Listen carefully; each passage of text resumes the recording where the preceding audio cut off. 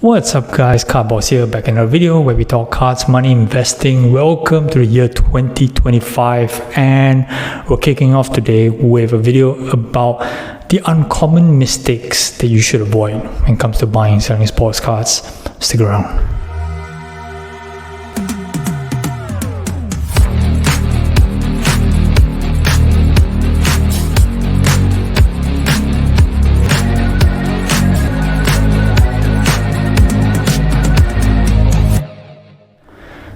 Okay, welcome back guys. So this video we're going to talk specifically about the uncommon mistakes.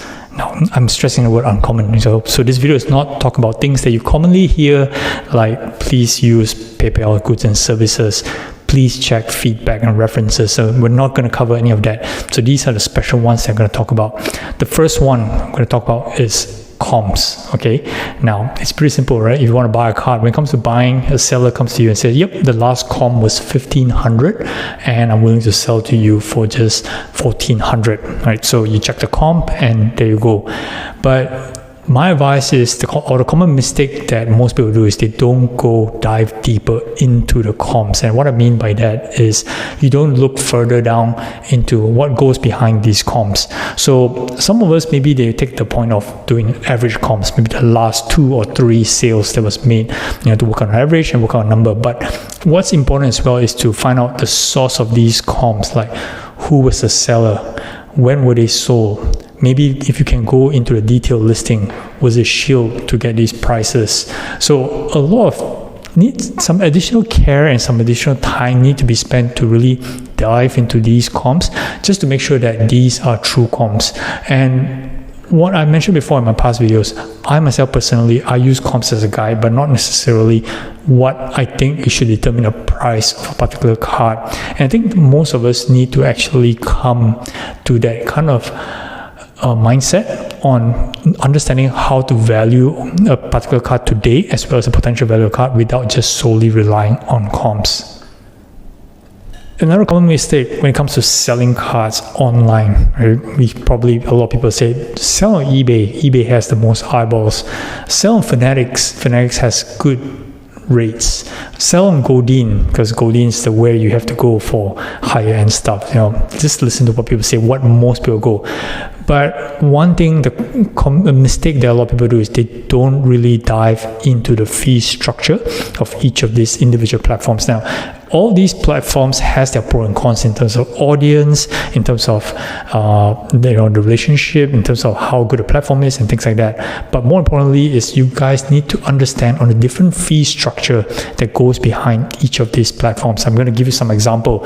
Fanatics Collect runs a dealer program. So obviously you see cards that's in excess of $200, which is the more common cards that you see on the weekly auctions. And why is that? Because in the dealer program, the dealers are incentivized to put cards for sale that's above $200. Okay, so if you are selling cards that's above $200, you might find that you're going to get a better outcome if you run on a dealer program on Fanatics Collect. eBay, for example, in general, they charge a base fee of roughly 13 to 14%. All in on eBay on your item, but they have a tier of 2,500, which means that the first 2,500 is on that 14 to 15% fee range, but after that it actually gets lower and lower. So an example, if you were to sell an item for $6,000, the first 2,500 will be charged a fees of about 14% or 15%, depending on where you are. But the subsequent beyond that first 2,500 will be at a lesser rate, and eventually maybe a $6,000 card net average fee will probably set you back only maybe between 10 to 12%. So you got to have a very good grasp about what the fee structures are for each of these platforms before deciding on which platform you choose to sell. Next mistake that I realize a lot of people do is they get caught up with the emotional factor, right? People talk about FOMO and things like that, but I'm strictly speaking, especially when you go to card shows. So a lot of people say, you see a card you like, and then you think that the price is right, and then you find yourself convincing yourself that you want to buy the card, okay? Now, a lot of times people find the reason, trying to give themselves many reasons on why they should buy a particular card, or why they should pay this amount of money for that particular card. But actually the right mindset is, if you want to buy a particular card, you should find all the reasons why you shouldn't buy the card. It sounds a bit weird, right? But let me explain.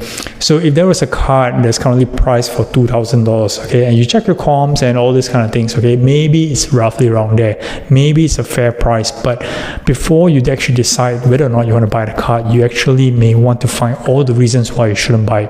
The condition, for example, the seller, if let's say this is online, right, on eBay, check the seller background. Maybe is it too good to be true? Let's say it's something that's comps at $2,000 and its selling price tag is only at $1,600. So find all the reasons why you shouldn't buy the card. And if everything checks out and you basically cannot identify any particular reason why you shouldn't go ahead with the card, then only you should go ahead and purchase the card.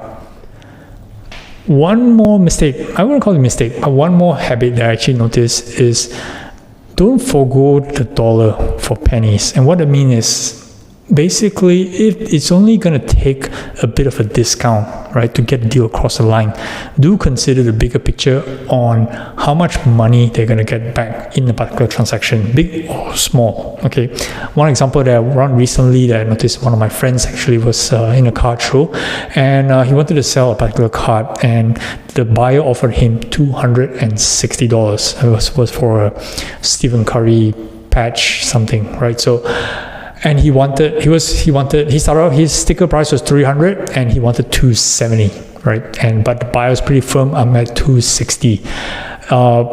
The seller offered, to meet in the middle at $265, but the buyer remained firm at $260. Now, two things can happen. Of course, the seller can say, yep, we'll accept it at $260, or nope, he's standing firm at $265. Bear in mind, it's $5 over $265. That's like, what, less than 5%.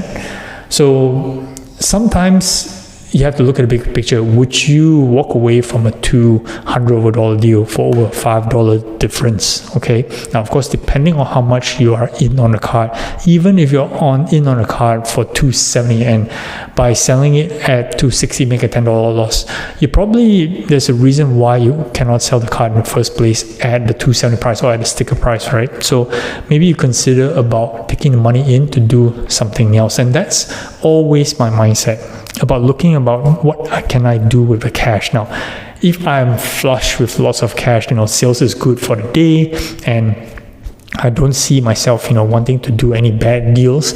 In this case, if this deal doesn't make sense to me, even though, right, it's just moving a card out the door, but I'd rather not do the deal because I had a pretty good day, by all means. Right? But if you're being very strategic with your finances and to look at a particular card, sometimes you need to weigh the pros and cons of just trying to take a bit less so that you can get a bigger chunk of cash in. Last thing that I recently noticed, and quite a number of people are doing this, that they back off a deal when it's agreed in principle. Now, for me personally, I never ever back off a deal once I've agreed in principle, no matter whatever things has changed, subsequent to me agreeing to the deal. Sometimes we have we agree a deal on a Monday and we're getting ready to ship out the cards on a Tuesday, and for whatever reason on Monday night the player gets injured, and most likely the price tank, and then suddenly on Tuesday you get this text that says, oh no, something, the dog ate my card or whatever it is, or it fell into the washing machine, whatnot. So, and don't want to proceed with the deal. I'll never do any of that, right? The deal is a deal. Things happen. It's just your luck. It could have gone the other way. You could have seen either side of the transaction, whether you're at a loss or at a gain. To me, a deal is a deal, and something that a lot of people, I think, struggle to understand this, right? They're kind of morally conflicted. So for me, I'm pretty clear, and I think it's something that you guys, there's a lot of people are making this mistake whereby they are backing off a deal and just tarnishing the reputation in a little bit in a way, right? And words get spread out pretty quickly. So to me, reputation as a trader, as an investor, as a buyer, as a seller is pretty important. So I understand money is not easy to come by, but reputation is even harder. So that's it. If I counted it correctly, that's like 5 uncommon things that you hear about buying and selling online, the uncommon mistakes that people are making these days when it comes to buying and selling.